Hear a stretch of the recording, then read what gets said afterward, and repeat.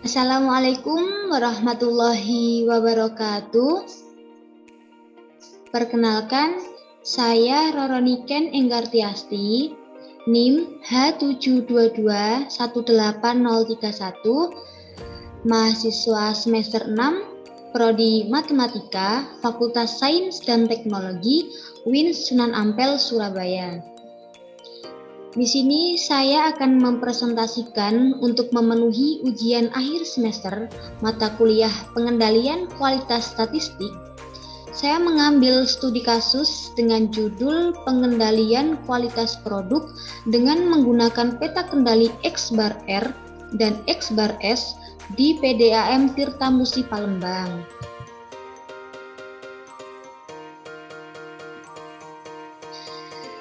Untuk data yang telah saya dapatkan, yaitu data perubahan pipa bak reservoir, yaitu pipa untuk menampung air yang telah diproduksi. Di sini saya telah mendapatkan 20 sampel data dan 5 kali pengamatan, yaitu pada 5 waktu atau 5 shift, dan didapatkan data sebagai berikut yang telah dijelaskan dan diperlihatkan di slide PPT. Kemudian, untuk yang pertama, yaitu uji keacakan data. Pada penelitian ini, data yang digunakan tadi yaitu sebanyak 20 sampel data pengukuran pipa bak reservoir pada 5 shift atau 5 waktu.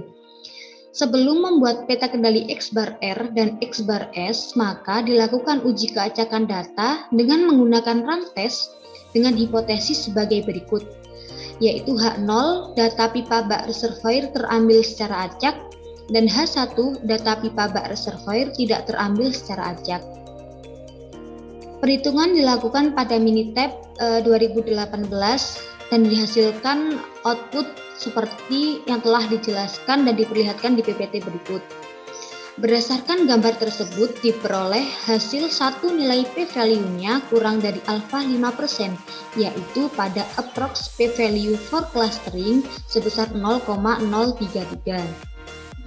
Dan 3 nilai lainnya p-value-nya lebih besar dari alfa atau 5%, yaitu pada approx p-value for mixtures yaitu 0,967, approx p-value for trends sebesar 0,711 dan approx p-value for oscillation sebesar 0,289.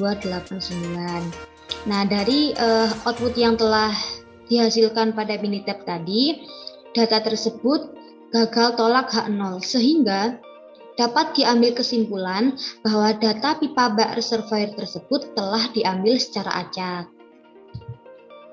Kemudian selanjutnya yaitu uji asumsi distribusi normal. Dalam pengujian di asumsi distribusi normal ini diketahui bahwa berdasarkan data perubahan pipa bak reservoir merupakan data yang berdistribusi normal atau sebaliknya dengan hipotesis sebagai berikut. Untuk H0-nya, data pipa bak reservoir berdistribusi normal dan H1 data pipa bak reservoir tidak berdistribusi normal dengan taraf signifikannya alfa sama dengan 5%. Dilakukan pada Minitab 2018 dan didapatkan hasil output sebagai berikut.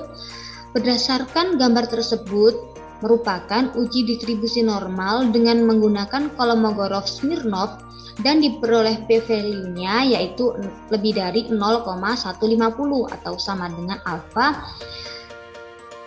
0,150. Dan dapat diambil kesimpulan karena p-value-nya 0,150 sama dengan atau lebih besar dari alfa 5%, maka gagal tolak H0 sehingga diambil kesimpulan bahwa data produksi air tersebut atau data pipa bak reservoir tersebut telah berdistribusi normal. Kemudian untuk peta kendali XR dan XS-nya. Untuk yang pertama dulu yaitu peta kendali XR-nya. Di sini telah dihitung dan dihasilkan pada output Minitab 2018. Yang atas ini merupakan grafik X-bar-nya dan yang bawah merupakan grafik R-nya. Berdasarkan gambar tersebut diketahui bahwa data produksi air terutama data pipa reservoirnya di PDAM Tirtamusi Palembang berada di antara batas kendali dan diperoleh pada peta kendali X bar R-nya. Nah, untuk grafik X barnya diperoleh UCL-nya sebesar 3,249 dan X bar-barnya sebesar 2,346 dan LCL-nya sebesar 1,443. Nah, sedangkan pada grafik R-nya diperoleh nilai UCL sebesar 3,310, R-nya sebesar 1,566 dan LCL-nya sebesar 0. Karena dari grafik tersebut, semua sampel berada di antara batas atas dan batas bawah peta kendali dan tidak ada data yang out of control, hal tersebut menunjukkan bahwa data pipa bak reservoir masih dalam proses yang terkendali. Kemudian untuk peta kendali XS-nya masih dengan Minitab 2018 dan grafik yang atas ini merupakan untuk grafik X barnya dan untuk yang bawah merupakan grafik XS-nya. Berdasarkan gambar tersebut diketahui bahwa data pipa bak reservoir pada produksi air di PDAM Tirtamusi Palembang berada di antara batas kendali dan diperoleh pada peta X bar S-nya. Nah, untuk grafik X barnya diperoleh UCL sebesar 3,254, X bar-barnya sebesar 2,346 dan LCL-nya sebesar 1,438. Sedangkan untuk grafik S-nya diperoleh nilai UCL sebesar 1,328, S bar-barnya sebesar 0,636 dan LCL-nya sebesar 0. Karena dari grafik tersebut semua sampel berada di antara batas atas dan batas bawah peta kendali dan tidak ada data yang out of control, hal tersebut menunjukkan bahwa data pipa bak reservoir pada produksi air di PDAM tersebut masih dalam proses yang terkendali. Kemudian selanjutnya yaitu diagram Ishikawa. Diagram Ishikawa ini untuk menganalisis penyebab terjadinya kualitas produksi air yang menyebabkan produksi air tersebut tidak sesuai dengan standar kelayakan. Masih dilakukan dengan Minitab 2018 dan dihasilkan hasil output gambar sebagai berikut. Berdasarkan gambar tersebut dapat dilihat bahwa cacat pada pipa disebabkan oleh beberapa faktor, yaitu dari faktor manusia, faktor mesin, faktor metode, faktor material, dan faktor lingkungan. Untuk memperbaiki kualitas air, maka kita harus fokus pada penyebab-penyebab yang menjadi produksi air tersebut tidak sesuai dengan standar kelayakan dan memperbaikinya untuk proses-proses yang akan datang dan proses selanjutnya. Kemudian selanjutnya yaitu perhitungan kapabilitas proses variabel. Telah dipaparkan gambar pada slide berikut yaitu pada Minitab 2018. Berdasarkan gambar tersebut diketahui nilai LSL-nya sebesar 1,15 dan nilai USL-nya sebesar 4,4. Maka nilai kapabilitas prosesnya yaitu untuk tau nolnya didapatkan dengan rumus R bar dibagi dengan D2. Untuk R barnya didapatkan nilai 1,57 dengan perhitungan yang telah dilakukan sebelumnya. Dan untuk D2-nya merupakan ketetapan yaitu sebesar 2,326 dan didapatkan nilai sebesar 0,67.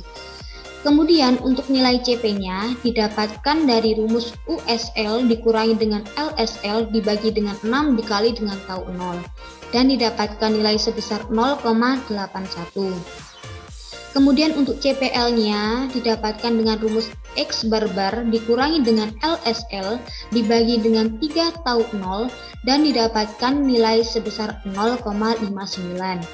Dan untuk CPU-nya didapatkan dengan rumus USL dikurangi dengan X bar-bar dibagi dengan 3 tau 0 dan didapatkan nilai sebesar 1,02. Dan untuk CPK-nya saya mengambil rumus yang X bar-nya dikurangi dengan nilai LSL-nya dan dibagi dengan 3 dikali tau 0-nya dan didapatkan nilai sebesar 0,59.